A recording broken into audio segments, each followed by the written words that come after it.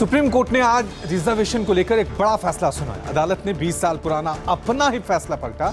7 जजों की संविधान पीठ ने बहुमत से फैसला दिया है कि राज्य सरकार अब SC/ST में सब कैटेगरी बना सकती है। सुप्रीम कोर्ट के 7 जजों की बेंच ने 6-1 के बहुमत से यह फैसला सुनाया। कोर्ट ने अपने नए फैसले में राज्यों के लिए जरूरी हिदायत भी दी। कोर्ट ने कहा कि राज्य सरकारें मनमर्जी से फैसला नहीं कर सकती हैं।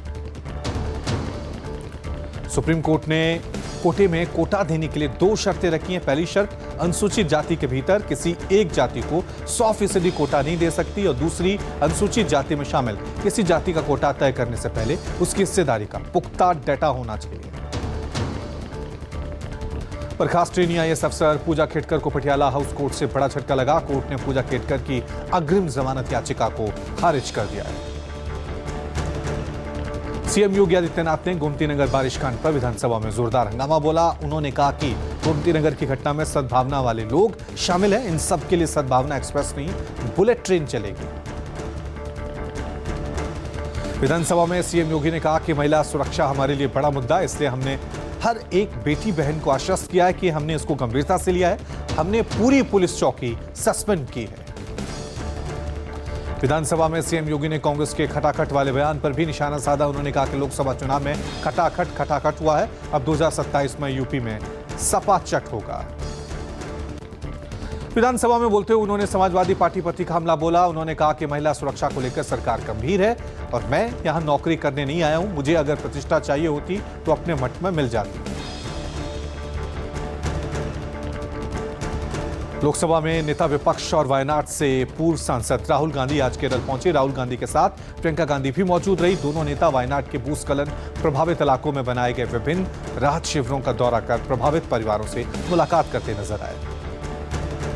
वायनाड की स्थिति को लेकर राहुल गांधी ने कहा कि तबाही की स्थिति देखकर दुख हुआ है और मेरे लिए ये एक राष्ट्रीय आपदा है। इसके साथ ही उन्होंने कहा कि यह वक्त राजनीति करने का नहीं, अभी राहत बचाव और सहायता का वक्त है।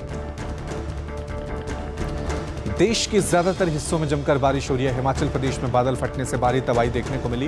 कुल्लू, मंडी, रामपुर में बादल फटने से 4 लोगों की मौत हुई और करीब 50 से ज्यादा लोग लापता हुए। हिमाचल के मनाली में मणिकर्ण सड़क पर सब्जी मंडी की 5 मंजिला बिल्डिंग थी। बारिश के बाद ब्यास नदी का जलस्तर बढ़ने से बिल्डिंग की नींव कमजोर पड़ी और भारी बारिश के बाद कुल्लू की ब्यास नदी उफान पर है। हिमाचल प्रदेश में लगातार हो रही बारिश से हालात लगातार बिगड़ते नजर आ रहे हैं। भारी बारिश के चलते मंडी में पंडो डैम और कुल्लू के मलाना डैम ओवर हो गए, जिसके चलते दोनों डैमों के सभी गेट खोल दिए गए। मंडी और कुल्लू में एक बार फिर बाढ़ का खतरा मंडराने लगा है। जानकारी के मुताबिक पंडो डैम से पानी छोड़ने के बाद ब्यास नदी का जलस्तर बढ़ गया है। पंडो डैम से 82,000 क्यूसेक प्रति सेकेंड पानी छोड़ा गया है। उत्तराखंड के हरिद्वार में मूसलाधार बारिश से पूरा शहर जलमग्न हुआ। खड़ी सूखी नदी में अचानक सैलाब में कावड़ियों का एक ट्रक बह गया। तस्वीरें खौफ पैदा करने वाली है।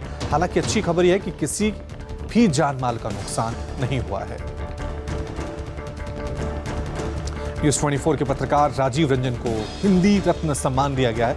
दिल्ली के राष्ट्रीय श्री पुरुषोत्तम दास टंडन जयंती समारोह में राजीव रंजन को हिंदी रत्न सम्मान से नवाजा गया है। न्यूज़ 24 के खास शो माहौल क्या है को हिंदी का मान बढ़ाने के लिए पुरस्कृत किया गया। राजीव रंजन को 1 लाख रुपए नगद और प्रशस्ति पत्र के साथ यह सम्मान मिला है। पेरिस ओलंपिक में भारत को तीसरा मेडल मिला। 50 मीटर राइफल 3 पोजीशन की मेंस कैटेगरी में शूटर स्वप्निल कुसाले ने ब्रॉन्ज मेडल जीता। इस बार के ओलंपिक में अब तक तीनों मेडल शूटिंग इवेंट्स में ही मिले हैं।